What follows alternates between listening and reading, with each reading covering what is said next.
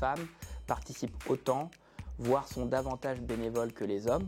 Donc l'explication qui pourrait être que les femmes finalement participent moins aux associations et c'est la raison pour laquelle elles seraient moins représentées aux fonctions dirigeantes peut a priori être écartée. On n'a pas moins de femmes dans les associations françaises. On sait également que sur d'autres fonctions dirigeantes comme la fonction de trésorier et la fonction de secrétaire, les femmes atteignent quasiment la parité. On a 48% de trésorières et on a même 60% de secrétaires. Donc on a certaines fonctions dirigeantes dans lesquelles les femmes sont largement majoritaires.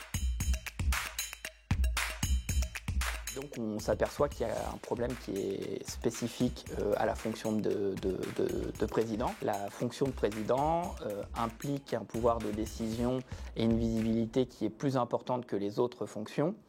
Et ce serait la raison pour laquelle il y a plus d'hommes que de femmes à cette fonction.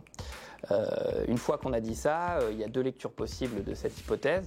La première, c'est que c'est les hommes qui monopolisent cette fonction.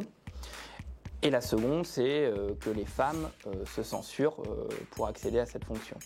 Et puis il y a une troisième possibilité qui serait que c'est finalement un peu les deux, à la fois des hommes qui monopolisent ou ont tendance à monopoliser la fonction de président pour sa visibilité et son pouvoir décisionnaire important, et aussi des femmes qui ont tendance à se censurer pour accéder à cette fonction.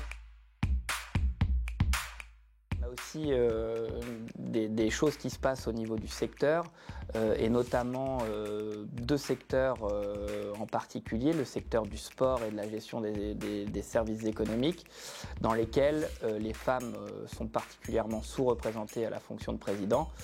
Dans ces secteurs-là, on a moins d'une association sur 4 qui est présidée par une femme. Et quand on sait que le secteur du sport est le premier secteur en nombre d'associations, il représente une association sur 4 environ, eh bien effectivement ça joue très en défaveur de la représentation générale des femmes à la présidence des associations. Non, ça ne l'explique pas totalement. Puisque quand on regarde secteur par secteur, on s'aperçoit qu'il n'y a aucun secteur dans lequel les femmes sont soit majoritaires ou même atteignent la parité.